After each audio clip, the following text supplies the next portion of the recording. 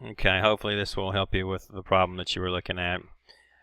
I've starting an Excel spreadsheet here. I have the payouts in this first column: 1 cent, $1, $5, all the way to $1,000,000. Now in this column, I'm going to put the probability of any one of these events happening. Well, there's 26 of them, and they're all equally likely, so the chance is 1 in 26 that any of them are.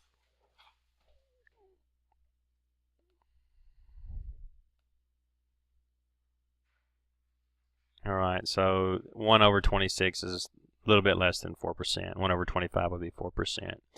The expected value is the sum of each one of these numbers. It's this number times this one, this number times this one, and then all those added together. So I'm going to do that at this time. This cell, this column is going to be the expected value. The bottom is going to be the expected value. So you can consider each one of these the expected value of that particular amount. So this is equal to this times this one. All right, and you can make this go down by hovering over the corner of the cell and dragging it all the way down. Okay. The sum of all these numbers is the average. Okay. This is equal to the sum of all of these values.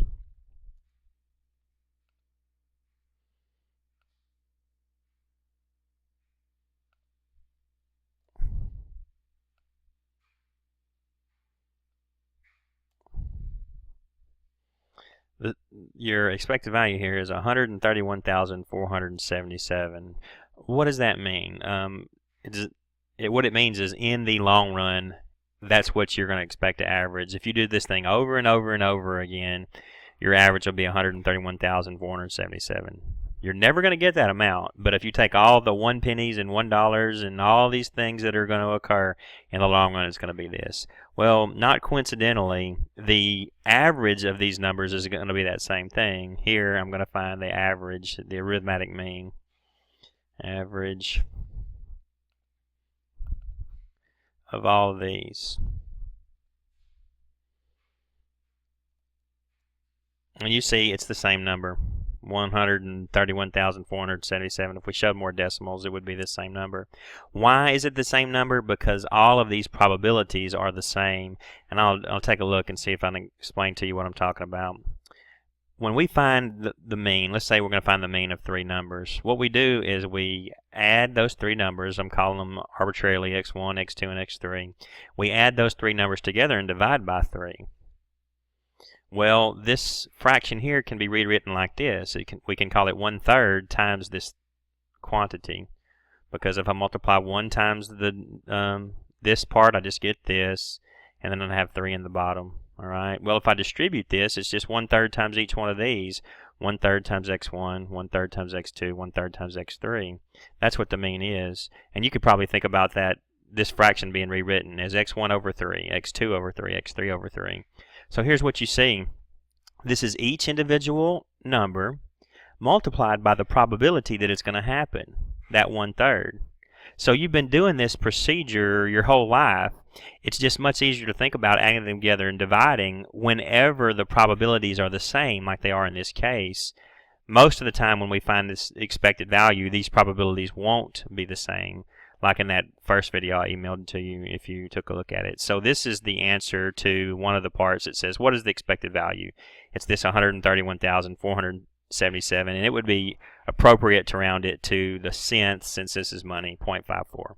All right, now we need the standard deviation. Well, the standard deviation, if you find the formula in your book, the standard deviation looks like this.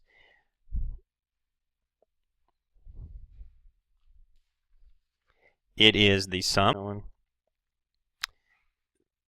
It is the sum of each x value, x sub I, that's each money amount we have, minus the mean.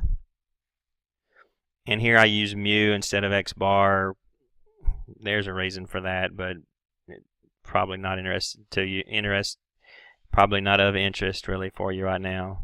this quantity squared times the probability associated with that.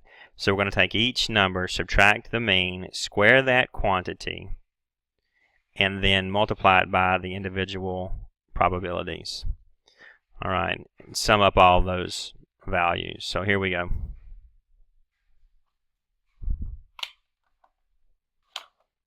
This is the variance. Okay, this is the variance, and so then, as we talked about before, we'll take the square root of that to get the standard deviation. Okay.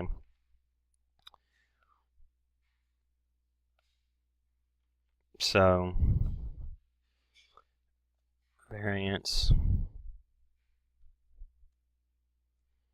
So, we're going to take each one of our payouts. Here's the payout.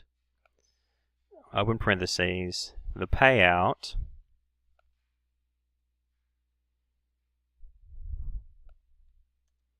This is equal to, open parentheses.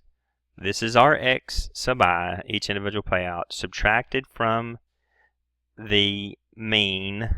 All right, and our mean is this number here, this 131,000. 131,477.54. And we're going to square that quantity. And we're going to multiply by the probability that that happens. I'm going to do that in a different cell so it doesn't get too confusing.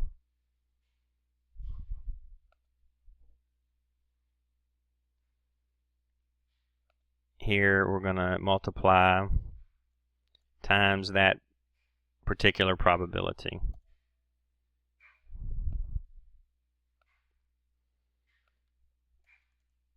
Equals this number times the probability.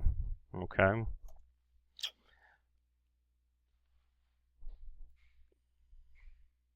All right.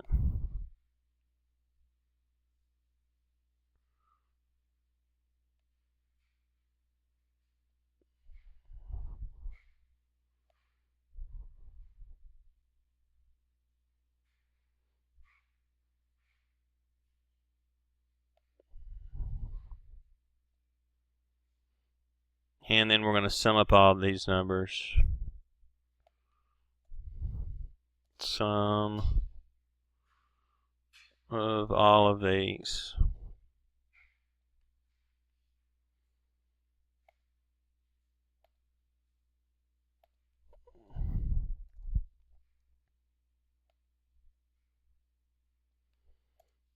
Okay, that is the variance. Now we're going to take the standard deviation, the square root of that. So this is the variance. And now we'll take the square root to find the standard deviation. Equals square root of that number. It's 253,584.47. Question is that the standard deviation of this set here? Let's look at that. Equals standard deviation of this.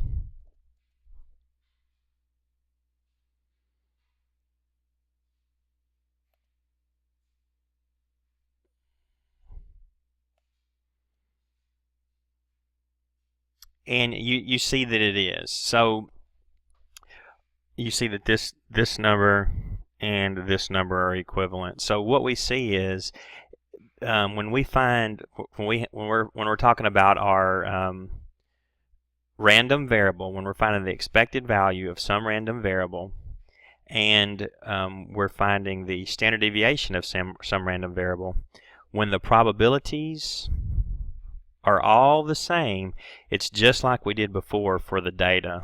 So hopefully that illuminates this a little bit for you. So one more time, your mean, which is also called expected value of your random variable, is this number here.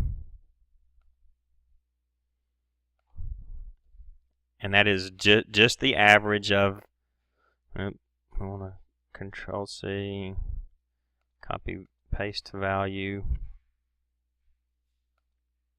All right, and we'll write that to 2 decimals.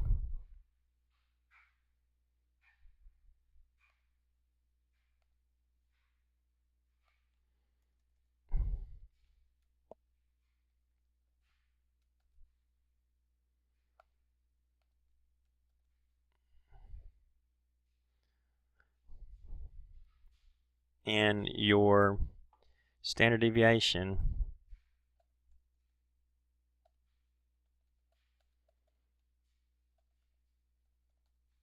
is this number here, I'll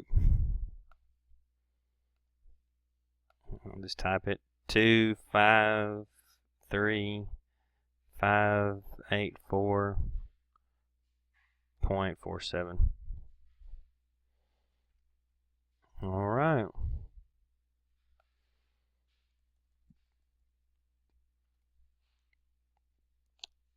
And although the formulas look different, they're actually the same. It's just these formulas, the formulas for expected value and standard deviation of a random variable are sensitive to different probabilities, whereas your previous formula for mean and standard deviation assumed that the probabilities were all the same.